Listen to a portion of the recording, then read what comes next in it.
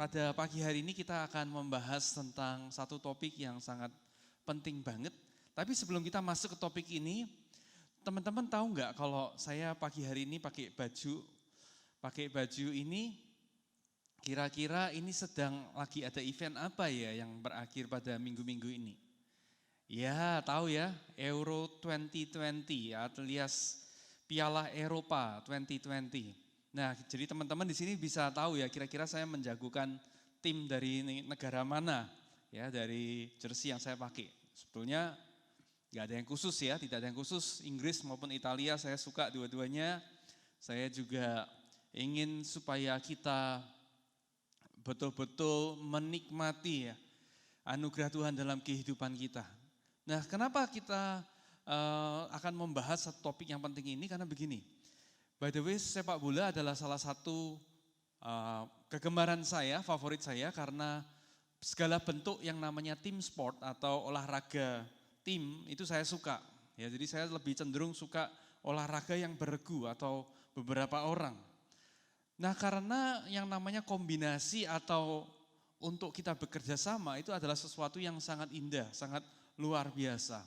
Oleh karena itu pagi hari ini kita akan belajar satu topik yang begitu penting buat saya percaya buat kita semua, Youth Impactors, ini pelajaran yang setiap dari kita harus tangkap dari masa muda kita.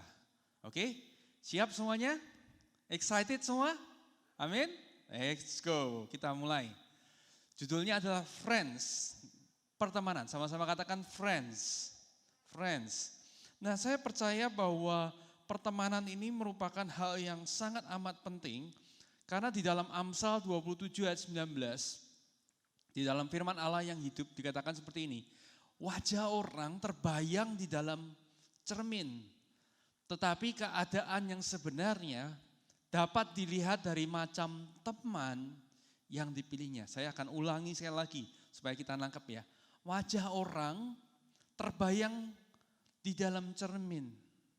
Kita bisa lihat wajah kita itu di cermin, bisa lihat. Tapi dikatakan, tapi keadaan yang sebenarnya dapat dilihat dari macam teman yang dipilihnya. Artinya apa yang kita lihat di cermin bukanlah keadaan kita yang sebenarnya. Keadaan kita sebenarnya dalam kehidupan adalah dapat dilihat dari teman-teman yang kita pilih. Wow, mari kita renungkan ini sebentar.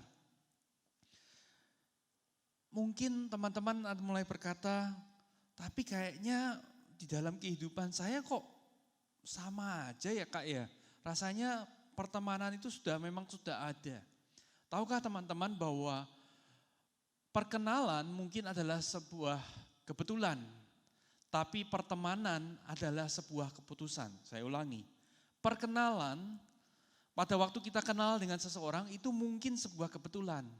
Tapi yang namanya pertemanan adalah sebuah keputusan yang dengan sadar kita buat. Kita bisa aja teman-teman Youth Impactors, kita bisa aja ketemu lagi jalan-jalan di mall, atau sekarang nggak boleh ya di mall ya. Kita mungkin lagi browsing atau itu ketemu teman baru gitu ya. Tapi untuk kita kemudian mengangkat itu menjadi sebuah pertemanan, itu membutuhkan sebuah kesadaran atau sebuah keputusan yang aktif dari kita. Oleh karena ini pahami bahwa teman-teman, bahwa ada yang namanya circle of friends. Ini satu prinsip yang kita harus pahami betul. Nah, bagi teman-teman yang melihat ini, gambar ini, tentu bisa lihat bahwa kita mungkin mempunyai banyak orang yang kita kenal. Itu yang namanya disebut dengan acquaintances. Ya, kontak-kontak, istilahnya kita punya kontaknya di HP kita, itu namanya kita sekedar kenal. Tetapi sekedar kita kenal belum tentu mereka akan menjadi teman. Nah, lingkaran yang lebih dalam adalah namanya pertemanan. Pertemanan. Nah, kalau teman-teman perhatikan, semakin ke dalam, lingkaran ini semakin kecil.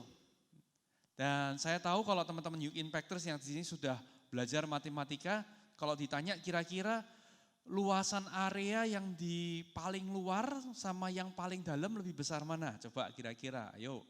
Pagi hari ini kita sedikit olahraga otak ya. Kira-kira yang mana? Pasti yang yang paling besar, yang paling luar. Betul? Begitu juga di dalam kehidupan kita. Ada begitu banyak orang yang kita kenal, tetapi untuk kita kemudian menjadikan teman, itu jumlahnya lebih sedikit. Ya, kalau di dalam gambar ini mungkin kita punya kontak di HP kita ada 200 sampai 300 kontak. Ya, itu sesuatu yang umum. Tetapi yang kita anggap teman itu jumlahnya pasti lebih sedikit dari 200. Dan yang disebut dengan good friends atau teman baik, itu kalau kita lihat gambar ini, jumlahnya lebih sedikit lagi. Mungkin bukan 50, tapi mungkin cuma 20 orang. Dan kalau kita lihat semakin dalam ada yang namanya best friend atau sahabat. Nah, kalau kita lihat yang masuk dalam kategori best friend, itu pastinya jumlahnya sangat sedikit. Ya, kalau kita ngomongin jumlah, kalau teman-teman coba saya tanya dengan jujur kepada teman-teman, berapa jumlah best friend atau sahabat teman-teman? Pasti jumlahnya nggak ada yang bilang, oh saya punya 100 kak, 100 sahabat. Itu namanya bukan sahabat ya. Kalau semua orang kita anggap penting, artinya tidak ada yang penting buat kita. Jadi jumlah itu pasti jumlah yang sangat kecil. Nah, kenapa kita membicarakan lingkaran-lingkaran ini? Karena pada prinsipnya gini, ada sebuah prinsip yang harus kita mengerti, bahwa semakin ke dalam, semakin mendekat, orang-orang terdekat kita akan sangat mempengaruhi keputusan-keputusan kita dan pada akhirnya mempengaruhi masa depan kita. Orang yang paling dekat dengan kita itu akan mempengaruhi keputusan dan masa depan kita. Jadi kalau tadi kita lihat gambar tadi, saya membayangkan kita harus tahu nih, dari jumlah 200-300 kontak yang ada di HP kita, berapa banyak yang kita anggap sebagai teman, yang kita bawa masuk dalam kehidupan kita. Dan berapa banyak yang kemudian kita harus saring lagi untuk kita sebut dengan namanya good friends. Dan hanya sebagian kecil yang kita sebut dengan sahabat. Why? Kenapa? Very simple. Semakin orang tersebut dekat dengan kita, semakin orang itu akan sangat mempengaruhi keputusan kita. Dan karena mempengaruhi keputusan kita, orang-orang tersebut juga akan sangat mempengaruhi masa depan kita. Ada seorang berkata, kalau kita salah memilih teman, itu sama dengan kita menghapus masa depan. Wow. Saya pernah mendapatkan nasihat seperti itu. Kalau kamu salah pilih teman, kamu mungkin perlu untuk menghapus masa depan. Kenapa? Karena kita sudah membuat perencanaan masa depan yang salah. Nah, teman-teman harus sadar, Youth Impactor harus sadar ini. Ini satu kebenaran yang luar biasa. Tuhan memakai pertemanan yang benar untuk mengangkat kehidupan kita. Tuhan itu selalu memakai pertemanan yang benar untuk mengangkat hidup kita. Namun, setan juga bisa memakai pertemanan yang salah untuk menghancurkan hidup kita. Tuhan sekali lagi bisa pakai pertemanan yang benar untuk membangun kehidupan kita. Tapi setan juga bisa mengirimkan orang-orang yang salah dalam kehidupan kita untuk menghancurkan kehidupan kita. Pertanyaannya adalah di tempat mana kita tempatkan orang-orang yang benar yang datang dari Tuhan dan di tempat mana kita menempatkan orang-orang yang salah yang didatangkan oleh setan. Sangat penting untuk keputusan-keputusan yang kita buat, percaya atau tidak, ini adalah salah satu kebenaran yang luar biasa. Nah, oleh karena itu kita akan belajar pada siang hari ini ada beberapa kriteria menurut firman Tuhan bagaimana kita bisa mengerti teman-teman yang Tuhan kirimkan dalam kehidupan kita. Karena saya percaya begini, bahwa Tuhan itu seringkali menyatakan kehadirannya, menyatakan pertolongannya di dalam kehidupan kita. Setiap hari secara real itu melalui orang, melalui yang namanya manusia. Ya jarang sekali saya mendengar ada orang mendapatkan bantuan sosial, bansos dari surga, malaikat turun menampakkan diri terus kasih bantuan sosial gitu ya. Tiba-tiba membantu, tiba-tiba datang mendoakan. Enggak, Tuhan kirimkan manusia. Jadi hadiah yang terbaik yang Tuhan kirimkan dalam kehidupan kita adalah namanya hubungan. Ya, oleh karena itu Tuhan Yesus hadir ke dunia ini untuk mati, untuk menebus kita, untuk membangun relationship. Oleh karena itu sangat penting untuk kita mengerti apa sih kriteria orang-orang yang Tuhan kirimkan dalam kehidupan kita. Yang pertama adalah teman yang mengangkat hidup kita. Ada sebuah quote berkata, surround yourself with people who build you up, even when it will be easier for them to tear you down. Kelilingilah diri kita dengan orang-orang yang membangun Anda pada saat mereka itu sebetulnya sangat gampang untuk menghancurkan hidup Anda. Ya, tadi saya katakan bahwa semakin kita membawa orang itu dekat dalam kehidupan kita, orang itu akan sangat menentukan masa depan kita. Apakah akan menghancurkan, apakah akan membangun. Oleh karena itu, pilihlah orang yang kriteria pertama ini selalu membangun. Selalu membangun. Tahukah teman-teman bahwa kriteria yang diajarkan oleh Alkitab dalam memfilter segalanya adalah pertanyaannya, apakah sebuah hubungan, sebuah relationship atau pertemanan itu membangun kehidupan kita. 1 Korintus 10 ayat 23 katakan seperti ini. Tentu saja saudara boleh makan makanan yang dipersembahkan, berhala atau saudara mau makan daging. Tetapi tidak berarti saudara harus melakukannya. Hal itu memang halal, tetapi mungkin bukan yang paling baik dan berguna. Ayat berikutnya. Oke. 1 Korintus 10 ayat 23. Sebentar teman-teman saya buka ya. 1 Korintus 10 ayat 23. Lanjutan dari ayat itu adalah segala sesuatu diperbolehkan, benar, tetapi bukan segala sesuatu berguna. Segala sesuatu diperbolehkan, benar, tetapi bukan segala sesuatu membangun. Jadi yang menjadi kriteria adalah apakah hubungan yang kita bangun itu membuat kehidupan kita menjadi lebih baik. Nah, apa sih mungkin ciri-cirinya hubungan yang membangun? Pernahkah Youth Impactors ngobrol ya, lagi ngobrol, diskusi sama teman, dan kemudian sembari ngobrol Anda makin lama makin terasa, wah habis ngobrol sama orang ini kok capek ya, kok habis ngomong sama ini kok aku makin letih lesu ya, kok makin berbeban berat. Ya, Matius 11 ayat 28 sampai 29. Katakan, datanglah kepadaku, Tuhan Yesus yang bilang loh ini. Hai sekalian yang lelah dan berbeban berat, maka aku akan memberikan kalian kelepasan. Ayat 29, pikulah kuk yang kupasang dan belajarlah padaku, karena aku lemah lembut dan rendah hati, dan jiwamu akan mendapat ketenangan. Jadi teman-teman dikatakan bahwa Tuhan Yesus adalah pribadi yang selalu membawa kelegaan buat kita. Pada saat kita berhubungan dengan Tuhan, iman kita semakin dibangkitkan.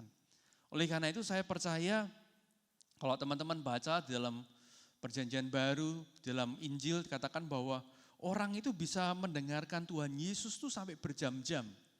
Bahkan satu kali pada waktu Tuhan Yesus memberikan makan pada 5.000 orang, dikatakan mereka itu mendengar perkataan Yesus dari siang sampai malam.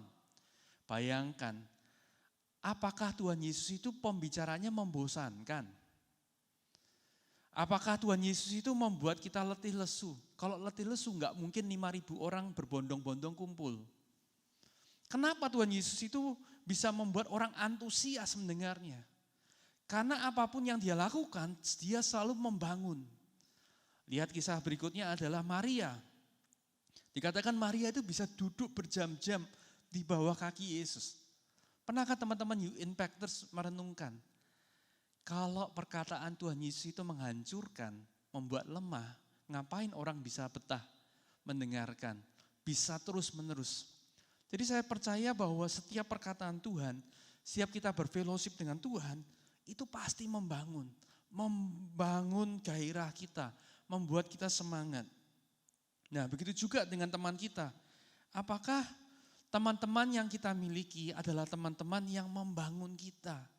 Setiap kali kita berbicara, kita dapat ide baru. Wow, aku tahu nih sekarang harus ngapain. Aku tahu keunikan diriku. Atau semakin kita ngobrol, kita semakin gak yakin. Pernahkah teman-teman ngalami ini? Anda lagi cerita sama orang yang Anda anggap sahabat, ya Anda baru curhat, waduh aku ngalami masalah ini. Lalu orang yang Anda kira sahabat itu berkata begini, oh itu belum apa-apa, yang kamu alami itu belum apa, aku ngalami lebih parah kok, tenang. Oh lebih parah, bisa begini. Wah Anda dengerin, Anda semakin, wah kok makin parah ya. Berarti dia pingin saya mengalami apa yang dia alami. Oleh karena itu firman Tuhan juga mengajarkan, belajarlah untuk mencari orang-orang yang bukan saja bisa bersedih saat kita bersedih. Ya, firman Tuhan menangis pada waktu kita menangis, tapi carilah orang yang dengan tulus, sungguh-sungguh bisa bergembira atas keberhasilan kita. Nah itu sangat penting, itu adalah 3 ciri-ciri orang yang membangun kehidupan kita. Yang kedua, kriteria kedua adalah teman yang memberi masukan dengan jujur. Real friends tell you the ugly truth, not pretty lies. Seorang teman di dalam kitab Amsal akan memberitahu kepada kita apa yang kita perlu dengar, bukan apa yang kita ingin dengar. Amsal 27 ayat 6 dikatakan, lebih baik dilukai oleh seorang sahabat daripada mendapat ciuman seorang musuh. Wow.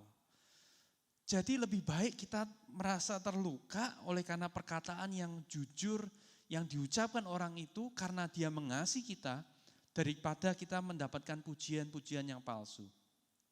Pada waktu saya mulai pekerjaan dalam bisnis dan pelayanan kira-kira 10 tahun yang lalu, ada seorang teman yang berkata sama saya, Iman, aku mau kasih tahu secara jujur ya, lebih baik tahun-tahun pertama kamu fokus dengan pekerjaanmu, kamu fokus dengan usahamu, karena bagaimanapun juga pekerjaan dan pelayanan itu adalah hal yang sama. Di mana kita di dunia pekerjaan itu adalah pelayanan, itu adalah orang-orang yang kita gembalakan. Pada waktu saya dengar advice seperti itu, sepertinya orang ini enggak pro ya, enggak pro pelayanan, enggak pro gereja, kok disuruh mikirin kerjaan dulu. Tapi beberapa tahun ini saya menyadari bahwa apa yang dia sampaikan adalah kebenaran. Pada saat itu mungkin itu enggak nyaman di telinga saya untuk bilang lebih baik penting pekerjaan dulu, bukan penting ke pelayanan dulu. Tapi sekarang saya mengerti betul bahwa ternyata apa yang dia katakan memberikan kehidupan. Justru dari keberhasilan dalam pekerjaan, dalam kehidupan yang melimpah, kita bisa bebas untuk melayani. Disinilah pentingnya kakak-kakak rohani, mentor rohani.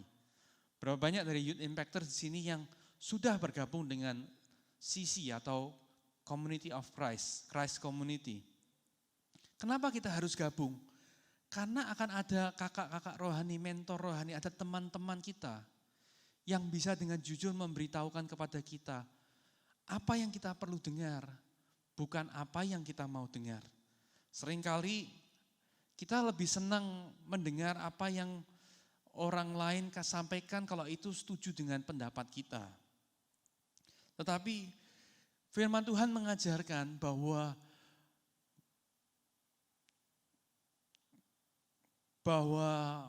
dilukai oleh seorang sahabat itu jauh lebih baik daripada puji-pujian atau ciuman dari seorang musuh.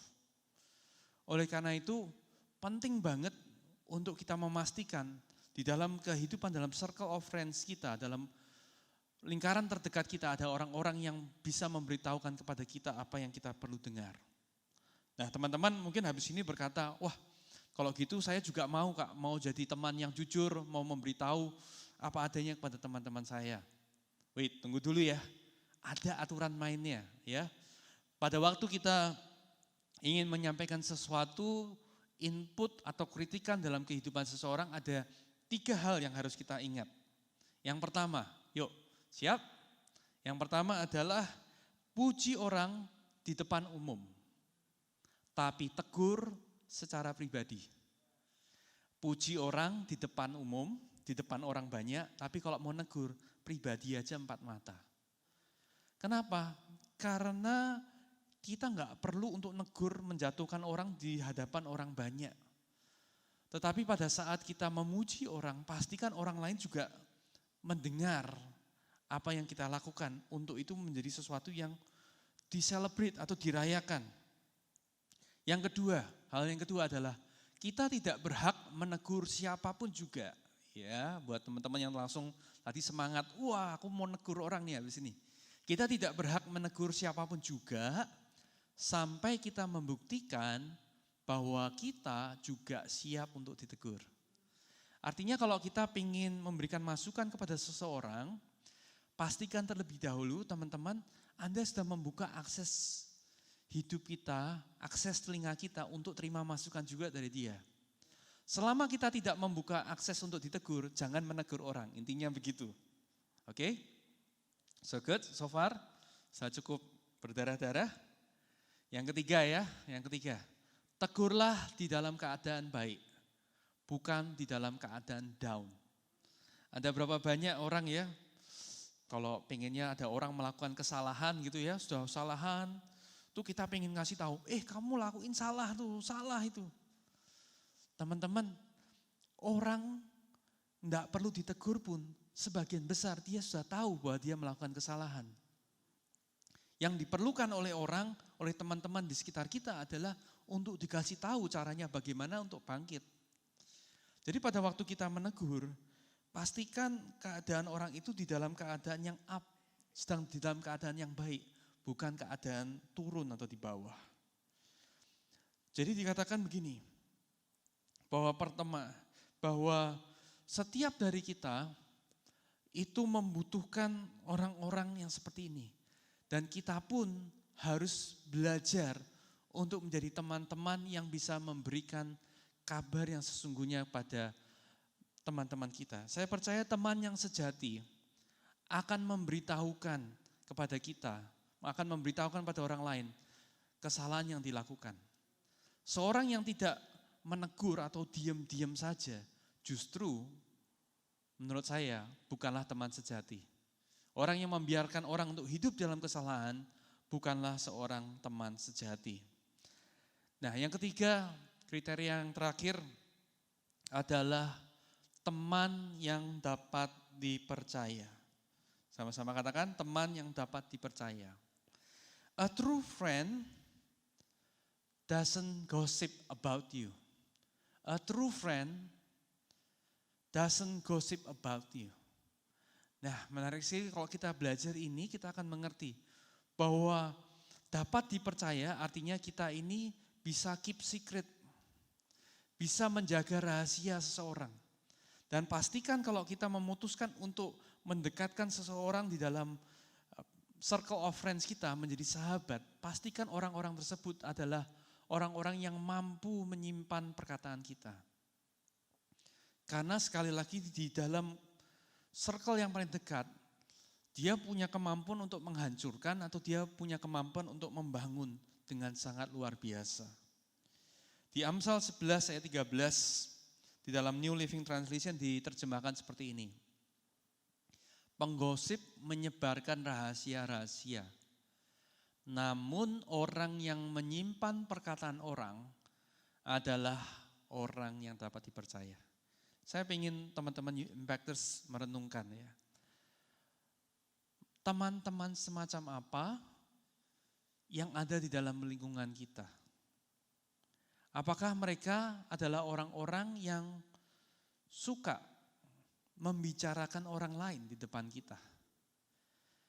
Pada saat kita menyadari bahwa yang kita sebut dengan teman-teman adalah orang-orang yang suka membicarakan orang lain di hadapan kita, kita perlu tanya ke diri kita sendiri.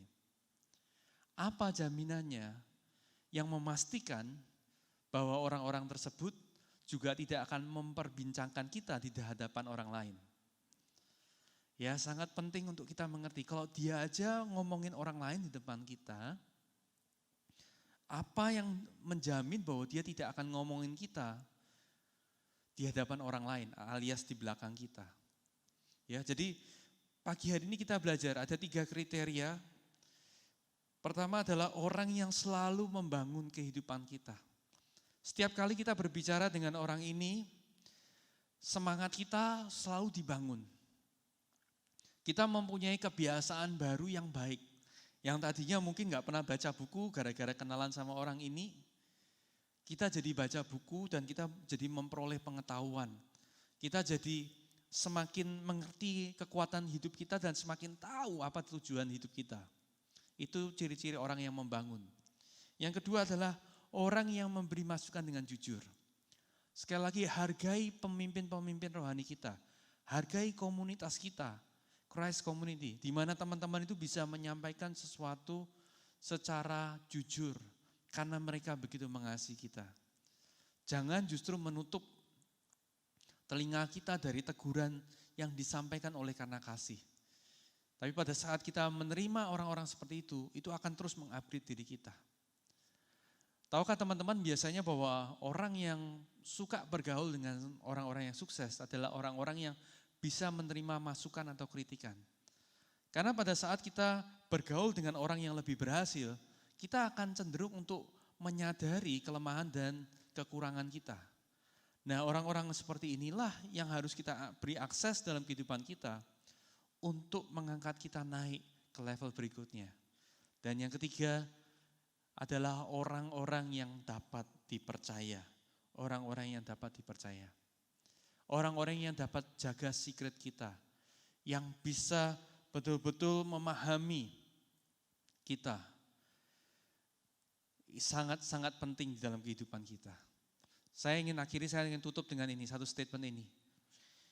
Pertemanan akan menentukan keputusan-keputusan kita dan akhirnya masa depan kita.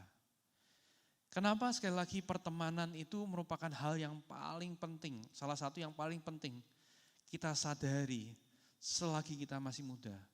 Karena sekali lagi, pertemanan akan menentukan keputusan-keputusan kita. Dan keputusan-keputusan kita akan menentukan masa depan kita. Kiranya Tuhan Yesus memberkati kita semua. Biarlah Youth Impactors pagi hari ini boleh di-equip, diperlengkapi untuk punya masa depan yang cerah di dalam Tuhan. Mari kita sama-sama berdoa. Mari kita akhiri ibadah kita. Mari buka hati kita di hadapan Tuhan dan terima berkat-Nya. Kiranya anugerah dari Bapa, kasih-Nya di dalam Tuhan Yesus Kristus, dan persekutuan yang manis dengan Roh Kudus akan terus menuntut kehidupan kita. Supaya mulai pagi hari ini, kita semua boleh mempunyai pertemanan yang sehat. Tuhan menghubungkan dengan orang-orang yang membangun kehidupan kita dan bukan menghancurkan kehidupan kita.